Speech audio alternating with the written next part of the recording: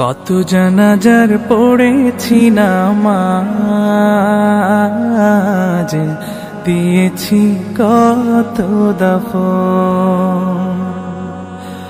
কত জানাজার পড়েছি নামাজ, দিয়েছি কত দাফন। কোথায় যেন আছে আমারও তৈরি সাদা কাফন।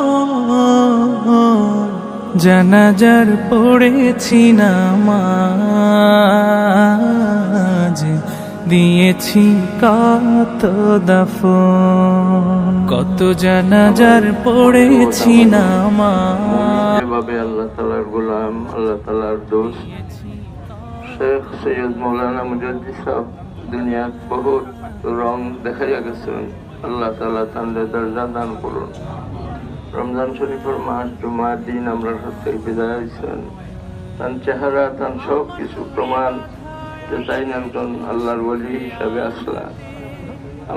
আমার দিলর সাক্ষী আর রাসূল সাল্লাল্লাহু আলাইহি ওয়াসাল্লাম ফরমান, সাইয়্যিদুল মুমিনিন দিল থাকি সাক্ষী দেন বালা হিসাবে। আইয়ুমা মুসলিমিন মাতা শাহিদাল্লাহু আরবাআতুম বিখাইরিন আদখালাহুল্লাহু আল জান্নাহ। এই মানুষের আল্লাহ জান্নাত দেয়। আমার দিলর সাক্ষী এই মানুষ বেলা শখের জন্নতি মানুষ। আল্লাহ তাআলা তার দরজায় আরো বাড়ায় যেত।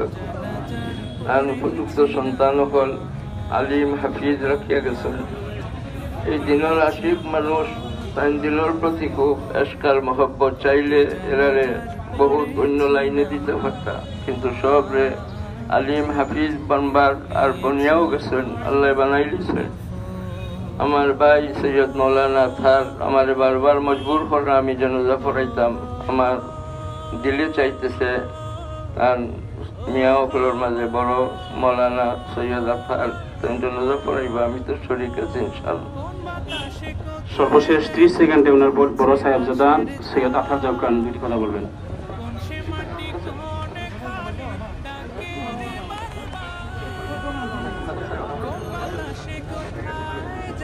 আসসালামু আলাইকুম ওয়া রাহমাতুল্লাহ। আমি সৈয়দ আতহার জাকওয়ান। আমি আমার বাবার বড় ছেলে। আমার বাবা জীবন উজাড় করে আমাদেরকে আদর্শ মানুষ হিসাবে গড়েছেন, বলেছেন এই গড়ার জন্য আমাদেরকে দিন শিক্ষা দিয়েছেন। আমি সবার কাছে দোয়া চাইব যেন আমরা দিনের উপর থাকতে পারি। আমার বাবা একজন ব্যবসায়ীও ছিলেন, সেই হিসাবে অনেক ঋণ লেনদেন থাকতে পারে এবং আছে।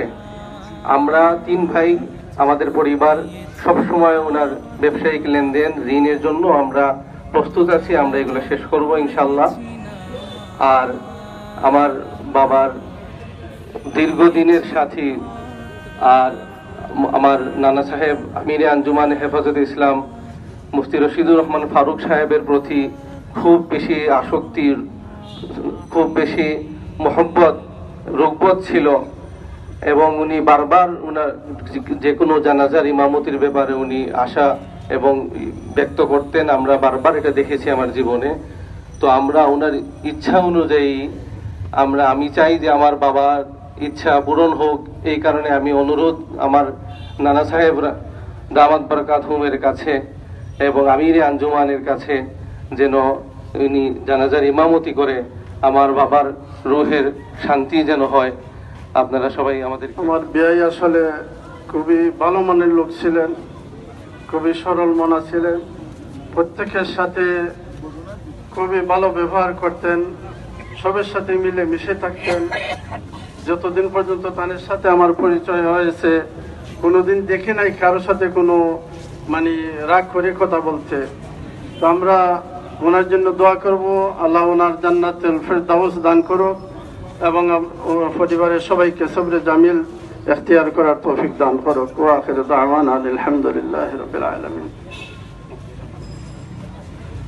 এই পর্যায়ে আপনাদের সম্মুখে সংক্ষিপ্ত বক্তব্য রাখবেন জেলার শীর্ষ আলেম হযরত মাওলানা আব্দুল মুগনি সাহেব। আলহামদুলিল্লাহিল্লাযী ওয়াহদা ওয়াসসালাতু ওয়াসসালামু আলা মান লা নাবিয়্যা বা'দাহু। অনেক উলামায়ে কেরাম এবং বিভিন্ন আমিও তার লগে আমার শেষ দেখা এবং আমার লগেই তার শেষ মোলাকাত।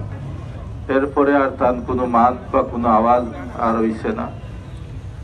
আমার ওয়ালিদ সাহেব রহমতুল্লাহ আলাইহিও শুক্রবারে ইন্তেকাল করছিল, আমার আম্মা জানও শুক্রবারে, আর দুলাভাইও শুক্রবারে। তো আপনার খেদমতো আমার করজোর আবেদন, এই জেলার একজন আস্থাভাজন আলিম আসলা ইসলাম মানবতার খেদমত করিয়া গেছেন, তার লাগে আপনারা খাস করে দোয়া করবা। আরো যত ওলামায়ে কেরাম আমরা জেলা শূন্য হইছেন, আমরা মুরব্বিয়ানে গেছেন, আল্লাহ তাআলা সবার দরজা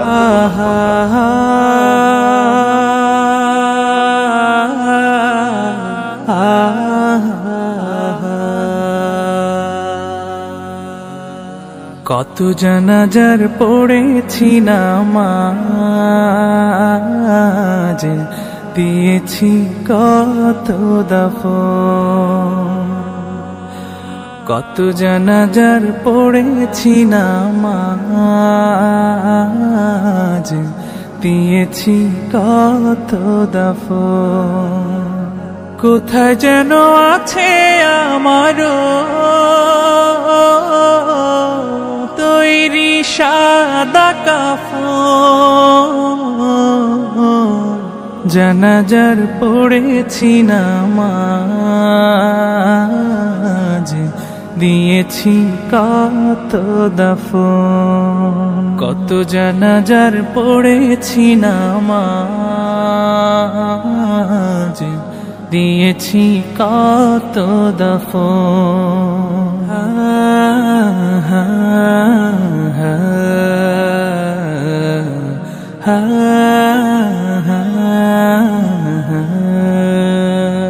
আমার তরি বাধায় আছে কোন শিখে আঘাটে, কোন মসজিদে এলান হবে সওয়াবে শেষ খাটে। আমার তরি বাধায় আছে কোন শেখে আঘাটে, কোন মসজিদে এলান হবে সওয়াবে শেষ খাটে।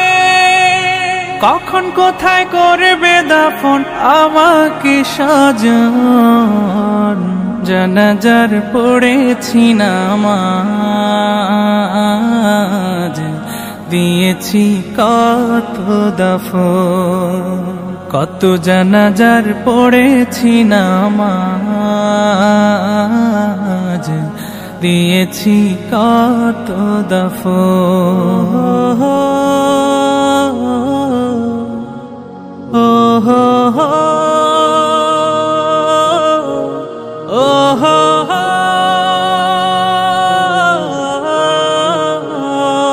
কোন বাতাসে কোথায় যেন দুল